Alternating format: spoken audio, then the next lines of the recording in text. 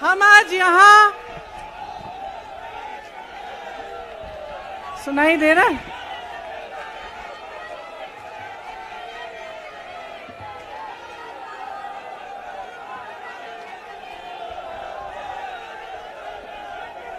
सुनिए,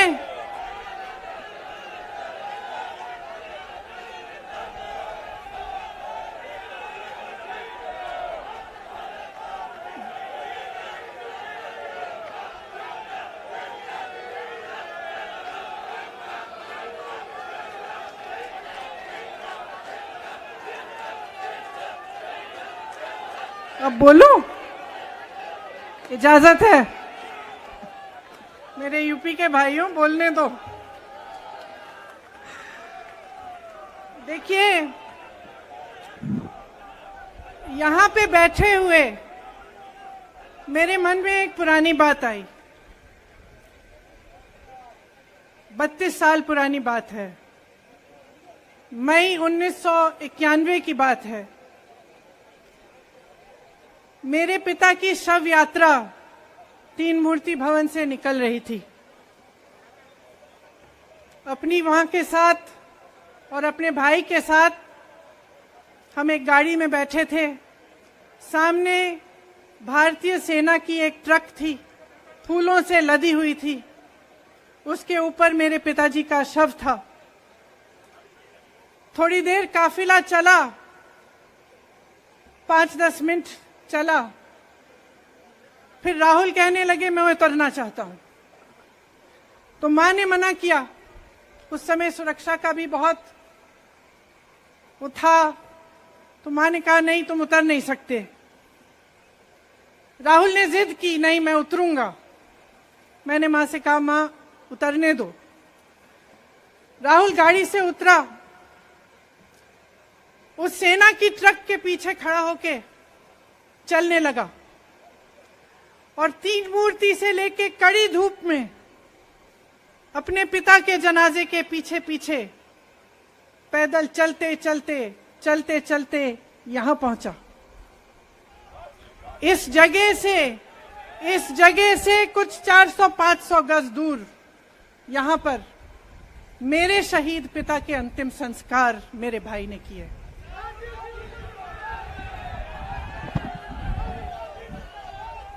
सुनिए, वो चित्र मेरे दिमाग में अभी भी है, मेरे मन में है। मेरे पिता का शव इस तिरंगे झंडे में लपेटा गया था। इस तिरंगे के नीचे मेरे पिता का शव था और उसके पीछे चलते चलते मेरा भाई यहां आया। उस शहीद पिता का अपमान भरी संसद में किया जाता है। उस शहीद के बेटे को आप देशद्रोही कहते हैं, आप मीर जाफर कहते हैं, उसकी आप मां का अपमान करते हैं। आपके मंत्री मेरी मां का अपमान भरी संसद में करते हैं। आपके एक मुख्यमंत्री कहते हैं कि राहुल गांधी को पता भी नहीं है कि उनका पिता कौन है।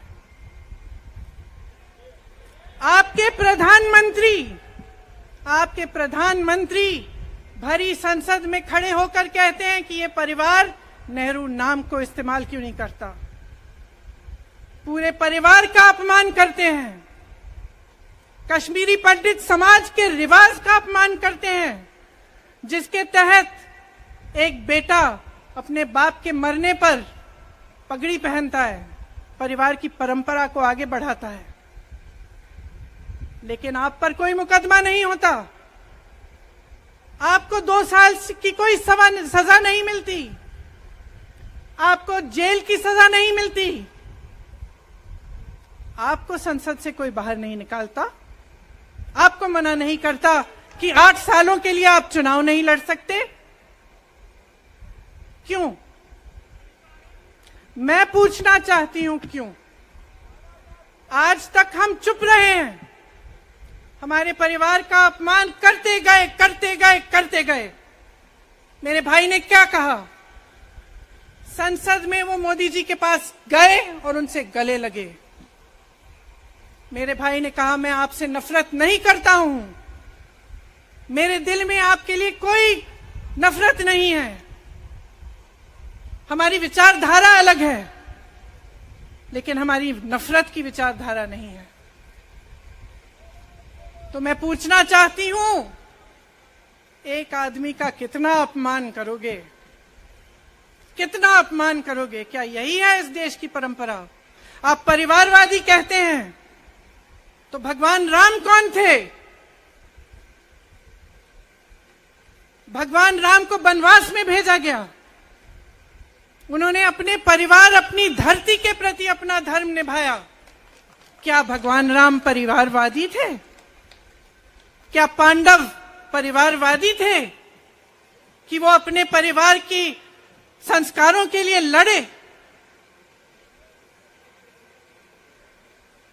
और हमें क्या शर्म आनी चाहिए कि हमारे परिवार के सदस्य शहीद हुए इस देश के लिए, कि इस झंडे में उनका खून है, इस धरती में उनका खून है, इस देश के लोकतंत्र को मेरे परिवार के खून ने सींचा है।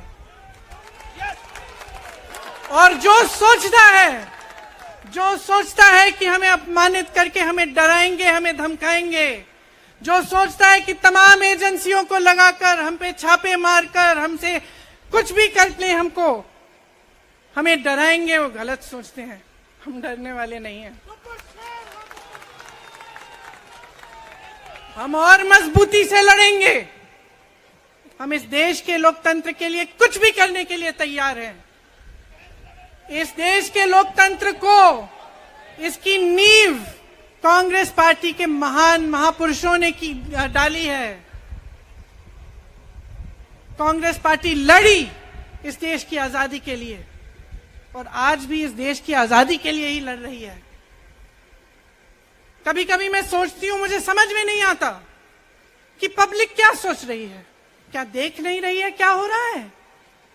क्या आपको दिख नहीं रहा है कि आपकी सारी संपत्ति लूटी जा रही है, एक आदमी को दी जा रही है, गिने चुने उद्योगपतियों को सब कुछ दिया जा रहा है? किसकी संपत्ति है? ये राहुल गांधी की संपत्ति है, ये आपकी संपत्ति है। ये पीएसयू किसके हैं? किसके लिए बनाए गए? आपके लिए बनाए गए, जो ऐसे एक के बाद एक इनको बेचे जा रहे हैं, दिए जा रहे हैं। इसी से तो आपका रोजगार आता है। छोटे उद्योगों से, छोटे व्यापारियों से आपका रोजगार आता है, किसी बड़े अडानी से नहीं आता। रोजगार नहीं देते, छीनते हैं आपका रोजगार। तो आप समझ क्यों नहीं पा रहे हैं? आप गैस के सिलेंडर के लिए 1000 रुपए दे रहे हैं, और यहां आपकी सारी संपत्ति किसी को सौंपी जा रही है। राहुल गांधी जी ने क्या कहा? अरे कौन सा इतना बड़ा जुल्म कर लिया कि आपसे 2 सवाल पूछ लिए, जवाब नहीं दे पाए ना, घबरा गए। और जो अहंकारी होते हैं, तानाशाह होते हैं, क्या करते हैं? जब सवालों का जवाब नहीं दे पाते तो पूरी सत्ता को लेकर जनता को दबाने की कोशिश करते हैं। जो सवाल उठाता है उसको दबाने की कोशिश करते हैं। आपने कभी सोचा है, आंखें खोलिए, आपने कभी सोचा है कि ये पूरी सरकार, ये सारे मंत्री, ये सारे सांसद एक आदमी को बचाने की क्यों इतनी कोशिश कर रहे हैं? इस अडानी में है क्या कि इसको आप सारी संपत्ति दे रहे हो देश की? 20 हजारों करोड़ शेल कंपनियों में इनकी हैं, और आप इन पे इंक्वायरी नहीं कर सकते। ये अडानी है कौन कि आप सब उनका नाम उठते ही बौखला जाते हैं और उनको बचाने में लग जाते हैं? देखिए, आप इस देश के देशवासी हैं, ये देश आपका है, ये लड़ाई आपकी है। आज तमाम नौजवान बेरोजगार क्यों हैं? हम इश्तेहार तो देख रहे हैं, होर्डिंग देख रहे हैं, मदर ऑफ डेमोक्रेसी लिखा है, कहते हैं कि हमारी अर्थव्यवस्था बहुत तेजी से आगे बढ़ रही है, तो इतने नौजवान बेरोजगार क्यों हैं? तो जहां जहां हम जाते हैं बेरोजगार नौजवान क्यों दिखते हैं? इतनी महंगाई क्यों है? इतनी महंगाई क्यों है?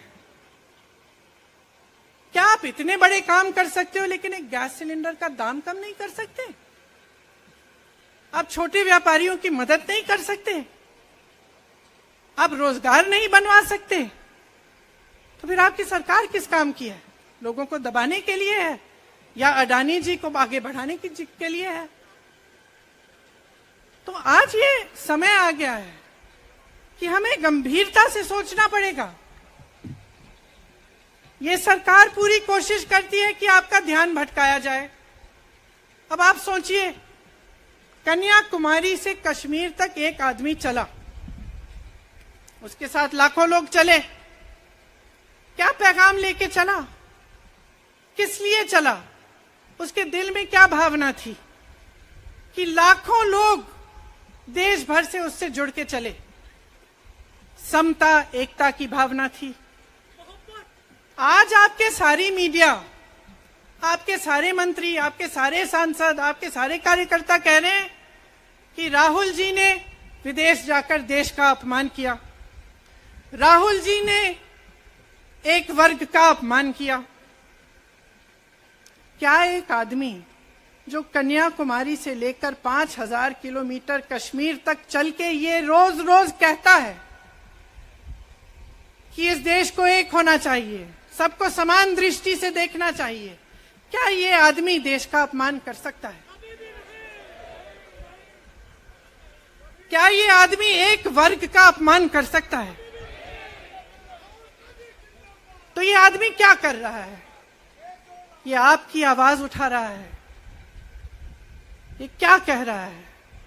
कह रहा है कि गरीबों को अपना हक दो, नौजवानों को अपना हक दो, महिलाओं को अपना हक दो। यही तो कह रहा है। और हक क्या है? हक ये है कि जो आपका है वो आपके हाथों में जाना चाहिए, किसी बड़े उद्योगपति के हाथ में नहीं, जो प्रधानमंत्री जी के मित्र हैं। ये है आपका हक। उसी हक की लड़ाई लड़ रहा है। तो आप समझिए, ये एक इंसान की बात नहीं है, ये एक राहुल गांधी की बात नहीं है, ये पूरे देश की बात है। जब हम कहते हैं लोकतंत्र को बचाना है, तो हम किस बात की को बचाने की कह रहे हैं? क्या कह रहे हैं हम? लोकतंत्र क्या होता है? खुल के जवाब मांगो, सवाल उठाओ। यही तो लोकतंत्र है कि आपको कोई आपत्ति है, कोई समस्या है, आप किसी के पास जाकर अपना हक मांग सकते हैं। आप कह सकते हैं, भाई हमारे लिए ये क्यों नहीं किया? इतनी महंगाई क्यों है? हमारे लिए रोजगार क्यों नहीं बनाए? लेकिन आज यही हक आपसे छीना जा रहा है और आपका ध्यान इधर उधर भटकाया जाता है और इतनी चीजों को फैलाया जाता है जो सच नहीं है, झूठों को फैलाया जाता है। आप सोचिए, राहुल गांधी दुनिया के सबसे बड़े जो शिक्षा के संस्थान है वहां से पढ़ के आए हैं। हार्वर्ड और कैम्ब्रिज की उनकी डिग्री है। कैम्ब्रिज से उन्होंने इकोनॉमिक्स में मास्टर्स डिग्री, एमफिल डिग्री उनको मिली। आप उसको पप्पू बनाते हैं। पूरे देश भर में आपकी सहायता के साथ मेरे मीडिया के दोस्तों, डिग्री आपने देखी नहीं, सच्चाई आपने देखा नहीं, उनको पप्पू बना दिया। फिर पता चला कि ये पप्पू तो यात्रा में निकल आया और पता चला कि ये तो पप्पू है ही नहीं। इसके साथ तो लाखों लोग चल रहे हैं। ये ईमानदार भी है, ये सब बातों को समझता भी है, ये जनता के बीच जा रहा है, जनता की समस्याओं को सुन रहा है, तो जनता इसके साथ चली जा रही है। तो घबरा गए कि राहुल गांधी ने संसद में वो सवाल उठाए जिनका उनके पास जवाब नहीं है।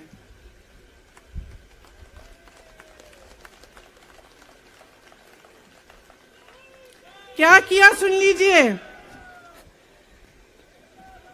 एक तरफ से हंसी भी आती है कि एक आदमी को रोकने के लिए इतना सारा करना पड़ा।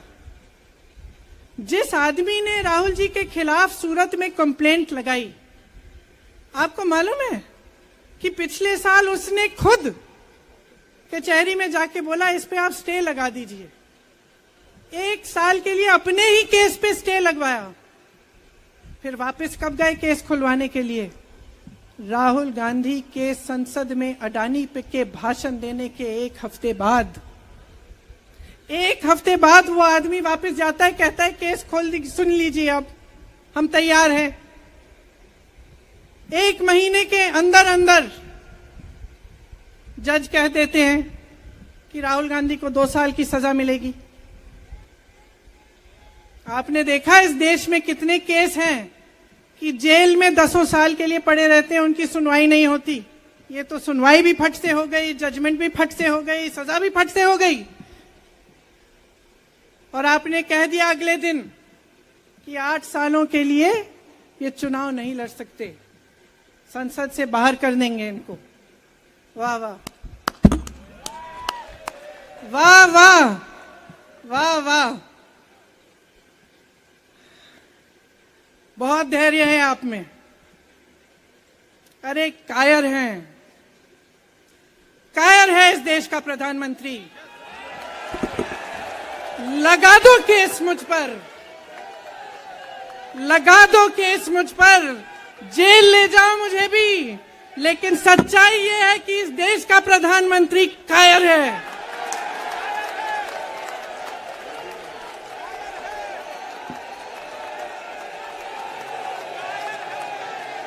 अपनी सत्ता के पीछे छुपा हुआ है, अहंकारी है।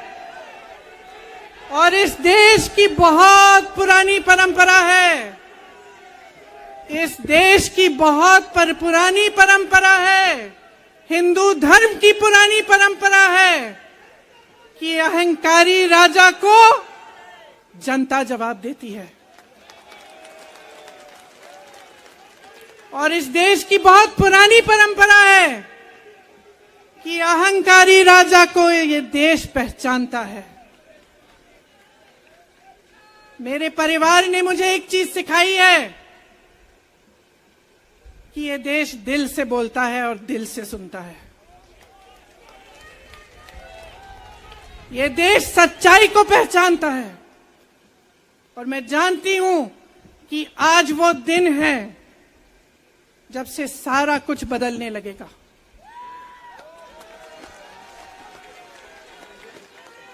मेरे मीडिया के साथियों, मैं आपसे कहना चाहती हूं, बहुत हो गया है, बहुत हो गया है।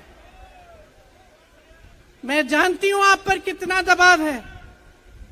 मैं जानती हूं कि आपको लाइन भेजी जाती है कि आज आपको ये कहना है, आज आपको ये लिखना है। लेकिन आपकी एक बहुत बड़ी जिम्मेदारी है। आज लोकतंत्र खतरे में है।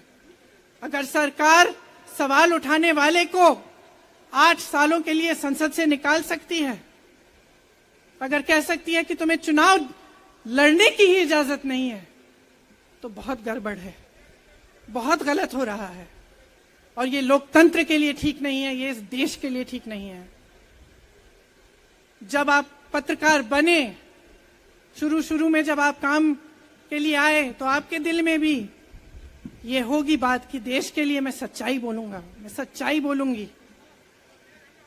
आज आप बोल नहीं पा रहे हैं, हिम्मत करिए, खड़े हो जाइए आप भी। और जैसे खड़गे जी ने कहा कि तमाम पार्टियों ने आज अपनी आवाज उठाई है, उनका हम सब धन्यवाद देते हैं। और हम सबको एक होना पड़ेगा, इसलिए होना पड़ेगा क्योंकि आज ये देश खतरे में है। आज इस देश की सारी संपत्ति एक आदमी को सौंपी जा रही है और उस आदमी को बचाने के लिए पूरी सरकार खड़ी हो जाती है। बहुत गलत हो रहा है। अगर आज मेरे भाइयों और बहनों आप इसको पहचान नहीं पाएंगे तो इस देश को बहुत खतरे में डाल देंगे। इसीलिए यहां खड़े हुए महात्मा गांधी जी की समाधि के कुछ ही गज दूर खड़े हुए मैं आपको याद दिलाती हूं कि कितनों ने इस देश के लिए अपना खून बहाया है, कितनों ने इस देश की धरती, इस देश की आजादी के लिए अपना खून बहाया है। ये अफसर हैं यहाँ तैनात खड़े हैं, इसी तरह से इनके भाई सरहद पे खड़े होते हैं हमारे लिए, आज भी अपना खून बहा रहे हैं। क्या इसके लिए? क्या अडानी जी के लिए? कि अपने देश के किसान के लिए, अपने देश के गरीब के लिए, अपने देश के छोटे व्यापारियों के लिए, महिलाओं के लिए, अपने बच्चों के भविष्य के लिए हम सब अपनी जान देने के लिए तैयार हैं। तो मैं आपसे आग्रह करती हूं, मेरे देशवासियों, आंखें खोल लो, समय आ गया है, डरो मत। राहुल गांधी के शब्दों में डरो मत, इनका सामना करने का समय आ गया है। एकजुट हो जाओ, सामना करो, इस देश की सच्चाई को उभारो, इस देश की एकता को बनाए रखो और इस देश को आगे बढ़ाओ। जय हिंद, जय हिंद।